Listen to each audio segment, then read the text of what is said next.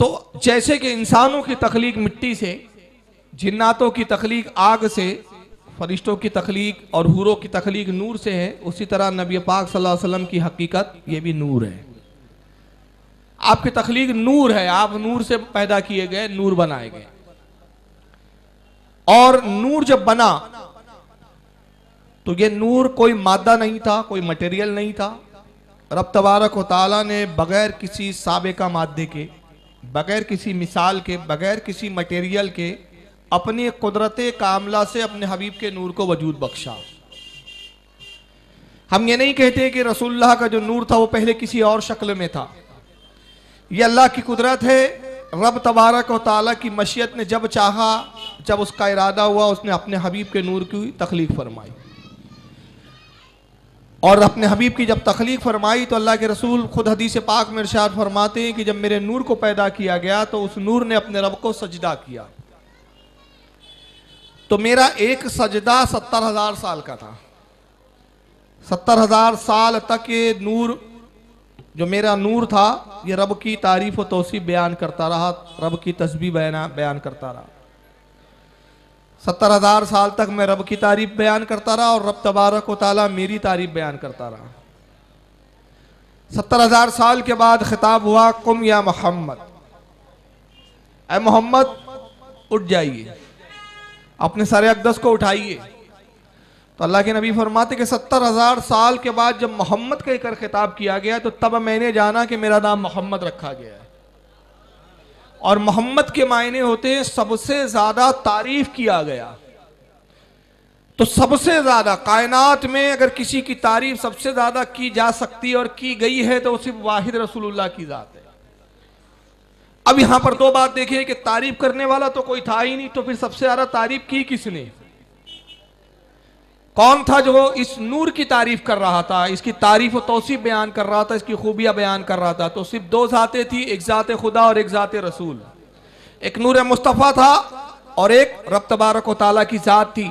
तो दूसरे लफ्जों में अब ये तारीफ क्या हो रही थी? नूर मुस्तफ़ा कह रहा था ला इलाहा इल्लल्लाह, नहीं कोई माबूद सिवाय अल्लाह के, और रब की जात अपने हबीब की तारीफ में कह रही थी मोहम्मद रसूलुल्लाह, मोहम्मद मेरे रसूल है। गोया ये तारीफ पहली थी कायनात की जो हबीब ने अपने परवरदिगार आलम की बयान की। और दूसरे लफ्जों में मोहम्मद ये पहला नाम है जो किसी का नाम रखा गया, इसलिए कि रसूलुल्लाह से पहले कोई वजूद ही नहीं था कि उसका कुछ नाम हो। तो अब यहां से जितने अस्मा है, जितने नाम हैं, तो कहना पड़ेगा कि सारे नामों का वजूद नाम मोहम्मद से, सारे अस्मा को मिला लिया जाए तो एक मोहम्मद बनता है। क्योंकि मोहम्मद एक ऐसा इसमें गिरामी है कि जो सारे अस्मा का मंबा है, सारे अस्मा का मरकज है। और इस बात की तायीद वो हदीस पाक भी करती है। अब ये कितने साल सजदा होता रहा? 70,000 साल का एक सजदा हुआ और फिर अल्लाह ने मोहम्मद कहकर मुखातिब किया। तो जब कहा कि मोहम्मद हमने आपकी सबसे ज़्यादा तारीफ़ की, आपका नाम ही हमने रख दिया सबसे ज़्यादा तारीफ़ किया हुआ, जिसकी सबसे ज़्यादा तारीफ़ बयान की गई हो, तो रसूलुल्लाह फरमाते कि मेरे नूर ने शुक्र के तौर पर फिर दोबारा सजदा किया कि मेरा नाम रब्बे कायनात तूने क्या रखा? सबसे ज़्यादा तारीफ़ किया हुआ। मौला इससे बढ़कर क्या मेरी खुशकिस्मती होंगी कि तूने मेरी तारीफ बयान की। तू तो खालिक है, तू तो परवरदिगार है, मैं मखलूक हूं। मखलूक रब की तारीफ बयान करे ये कमाल नहीं है, खालिक अपनी मखलूक की तारीफ बयान करे ये कमाल है। तो दूसरा सजदा कितना था? ये भी 70,000 साल का था। और अब अल्लाह ही जानता है कि ये सजदे कितने हजारों साल के हुए। ये हमारे समझाने के लिए कहा गया कि 70,000 साल का सजदा था, लेकिन उलमा तो फरमाते हैं कि ये समझाने के लिए 70,000 साल है, वरना जिस वक्त रसूलुल्लाह का नूर पैदा किया गया उस वक्त ही नहीं था। फिर यहां एक सवाल पैदा हुआ कि 70,000 साल कौन से दिन गिने जा रहे हैं? तो उस वक्त तो अभी जमीन की भी तख्लीक नहीं हुई है, चांद भी नहीं पैदा हुआ, सूरज, कोई सैयारे नहीं, कुछ भी नहीं। बस दो जातें हैं, एक जाते रसूल है और एक जाते खुदावंद कुद्दूस है। अब यहां एक सवाल पैदा हुआ कि नूर मुस्तफ़ा की तख्लीक हुई, अल्लाह ने अपने हबीब के नूर को पैदा किया तो जब ज़मीन नहीं थी, चांद नहीं थे, सूरज नहीं थे, सैयारे नहीं थे, सितारे नहीं थे, आसमान नहीं थी, तो फिर नूर मुस्तफ़ा को रब ने रखा कहाँ?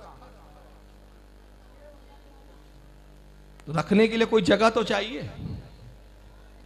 तो जब जगह ही नहीं थी तो फिर नूर मुस्तफ़ा था कहाँ? अब ये सवाल तो पैदा हुआ, लेकिन इसका जवाब देने से और इसके जवाब की तरफ हम जाने से कासिर है। तो उलमा ने, अहले इश्क ने सिर्फ एक जुमले में बात ख़त्म कर दी, कहा कि बस यूँ समझ लो कि ये क़ुर्बे ख़ासे खुदाबंदी में था।